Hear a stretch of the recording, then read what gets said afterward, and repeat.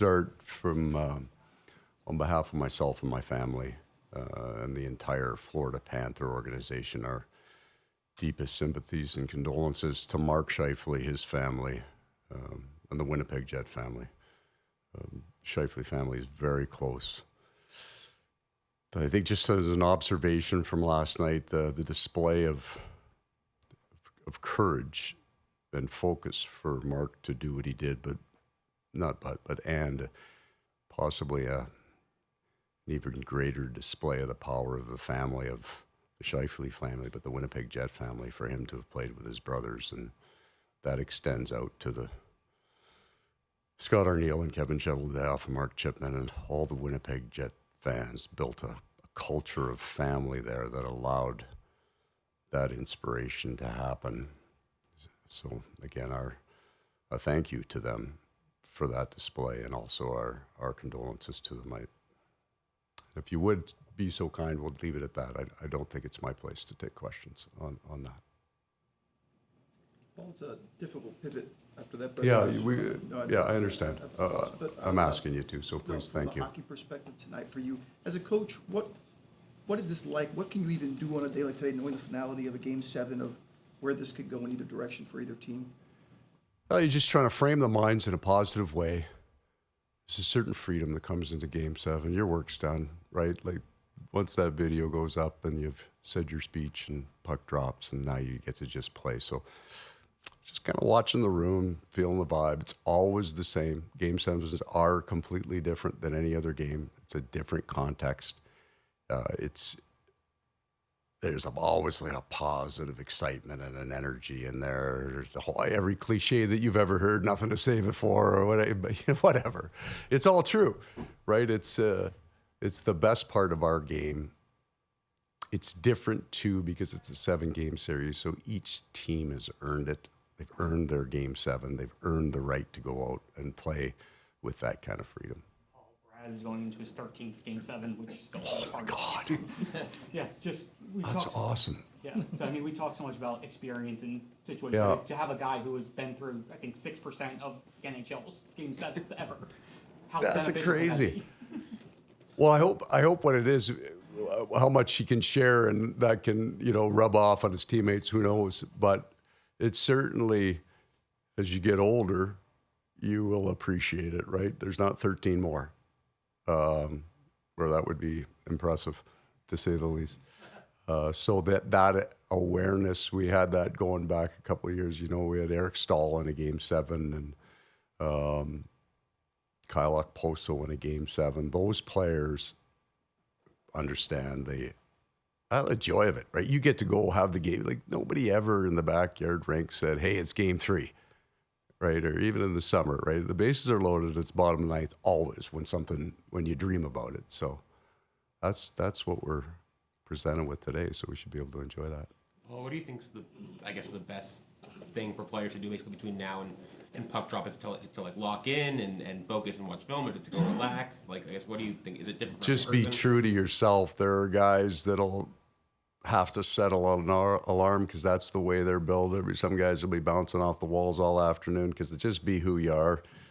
Handle your day. We talk about that all the time, but don't overhandle your day. It's still just hockey.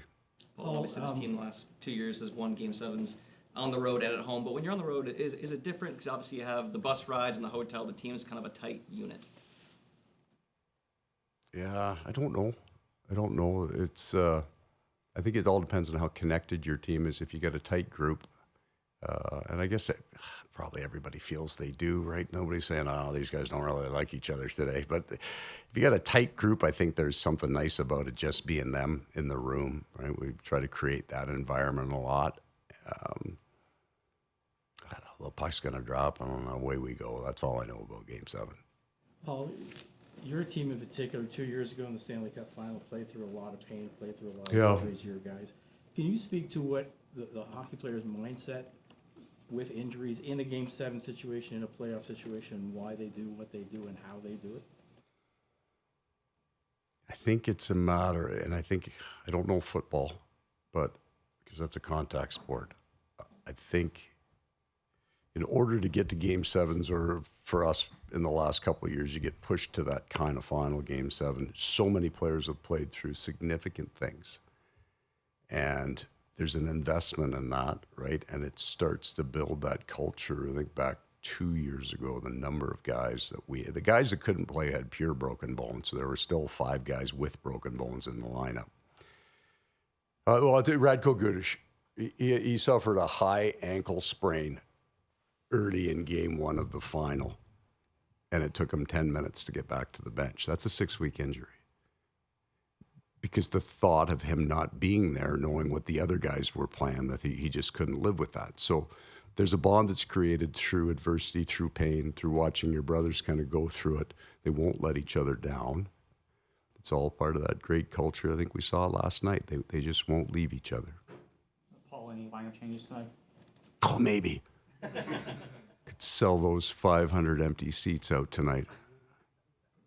See, because there aren't going to be any empty seats out there. Paul, what did you want to get out of this morning? Why an optional skate? What are you looking to do when you're out there with the guys?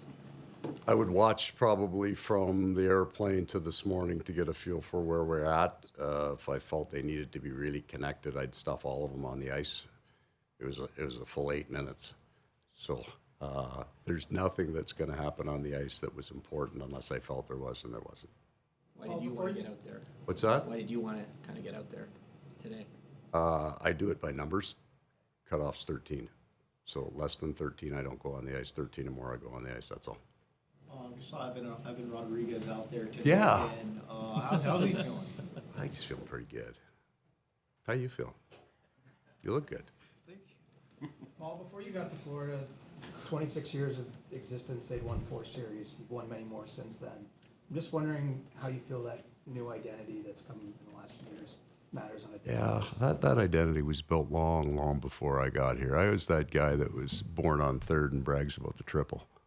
You know, it had 122 points before I got there, and I coached that down to 92 the next year. So it's there. It's in the men and the way they, and really the other story is Bill Zito and the people that he's brought into our group. Those are the 2 stories that are in our room. So I've gotten so much more in terms of, I've changed how I coach and how I relate to people based on what I've learned from them. It wasn't me coming in and laying my personality on those guys and making them better. The way they treat each other is an incredible thing to be around. When you start preparing your Game 7 speech, do you ever write anything down? Never write anything down. Because then I would be tied to those words. I would say that I have a general idea, somewhat specific. Sometimes I'll have some words in my head that I'm pretty sure are going to come out. All of it will be what I would feel from yesterday to that time that I walk in the room, or what I think they need. And then my entire goal is to be completely honest with them, to try to open myself up. It wouldn't be the words, it's the feel. And show them exactly how I feel. The words just come, and it's based on, I kind of try to feel what they need, and then I try to tell them how I feel about that, which made no sense. So it'll be tighter than that. I can guarantee you. Hopefully. Okay, guys. All right. Thank you.